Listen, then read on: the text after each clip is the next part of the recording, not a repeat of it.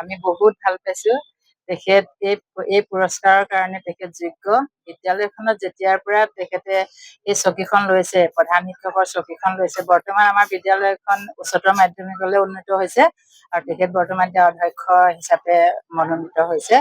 গতিকে তেখেতে যিদিনাখনিৰ পৰা এই চকীখনত বহিবলৈ সক্ষম হৈছে, সেইদিনাখনিৰ পৰা আমি সকলো শিক্ষক শিক্ষয়িত্ৰীয়ে যথেষ্ট সা সুবিধা পাইছোঁ আৰু আমি ভীষণ সন্তুষ্ট মানে তেখেতৰ তলত চাকৰি কৰি। বয়সত মোতকে বহুত সৰু হ'লেও আমি চকীখনক লৈ তেওঁক লৈ যথেষ্ট সন্মান কৰোঁ আৰু সকলো শিক্ষকে আমাৰ তেখেতক যথেষ্ট সন্মান কৰে। গতিকে আমাৰ বিদ্যালয়খন বহুত উন্নতি হৈছে ঘৰ দুৱাৰ ফালৰ পৰা। গতিকে আৰু বেছি উন্নতি হ'ব সেইটো আশা কৰিছোঁ। গতিকে মোৰ ক'বলগীয়া ইমানেই। সমাজখনত পিতৃ মাতৃসকল এনেকুৱা হৈ পৰিছে যে নিজৰ সন্তানক লৈ সদায় ব্যস্ত হয়, কিন্তু সন্তানক মুক্ত জীৱন যাপন কৰিবৰ কাৰণে কিছু হ'লেও সময় দিব লাগে।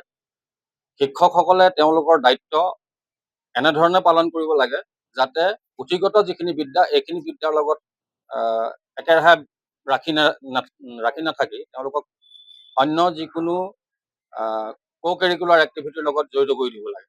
তেতিয়া ছাত্ৰ ছাত্ৰীসকলে নিজকে বুজি পোৱাৰ এটা সুবিধা লাভ কৰে।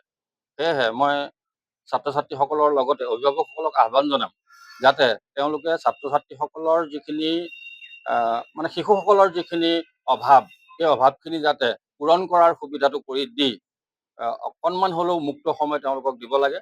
তেতিয়া আমাৰ এই ছাত্ৰ ছাত্ৰীসকলৰ জৰিয়তে দেশৰ সমাজৰ উন্নতি সাধন হ'ব বুলি মই আশা কৰোঁ। আজি বৰ সুন্দৰ অনুভৱ। 64 সংখ্যক শিক্ষক দিৱসত আজি লখিমপুৰ জিলাৰ ফালৰ পৰা আৰু শিক্ষা বিভাগৰ সহযোগত আমাক কীৰ্তি শিক্ষয়িত্ৰী বঁটা প্ৰদান কৰিছে। আমি অতিশয় আনন্দিত হৈছোঁ। এতিয়া ভাবিছোঁ আমাৰ নিজৰ স্কুলখন বা নিজৰ দেশখনৰ প্ৰতি আমাৰ দায়িত্ব বাঢ়িলে আৰু কৰণীয় বহুত আছে, কৰি যাম বুলি ভাবিছোঁ। আজি সকলোকে একেলগে পাই নিজৰ অনুভৱবিলাক ব্যক্ত কৰিবলৈ পাই মই অতিকৈ সুখী হৈছোঁ। নিজৰ জীৱনত যিখিনি অভিজ্ঞতা অৰ্জন কৰিলোঁ তাৰ যেন আজি কিবা এটা স্বীকৃতি পাইছোঁ। তাৰ ফলস্বৰূপে আজি এই বঁটা লাভ কৰিবলৈ সক্ষম হৈছোঁ। আপোনালোকে আশীৰ্বাদ কৰিব ভৱিষ্যতে যাতে মই আৰু আগুৱাই যাব পাৰোঁ। মোৰ আজি অতি সুন্দৰ অনুভৱ, কিয়নো মোৰ প্ৰধান শিক্ষয়িত্ৰী বাইদেৱে নিজৰ প্ৰতিভা আৰু বিদ্যালয়ৰ কণ কণ শিশুৰ মাজত নিজৰ জ্ঞান বিলাই দিয়াৰ মাজত তেখেতে কীৰ্তি অৰ্জন কৰিছে।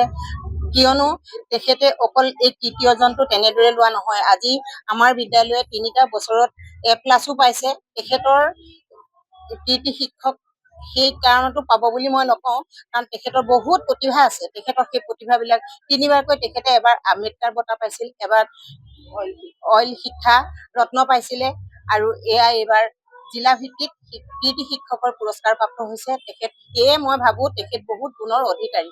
যিহেতু মই লগতেই থাকোঁ, তেখেতৰ মই সকলো কথাই অনুধাৱন কৰোঁ আৰু অনুকৰণো কৰোঁ। যিকোনো খবৰৰ বাবে যোগাযোগ কৰক 7099017330 লগতে 7099017110 নম্বৰত।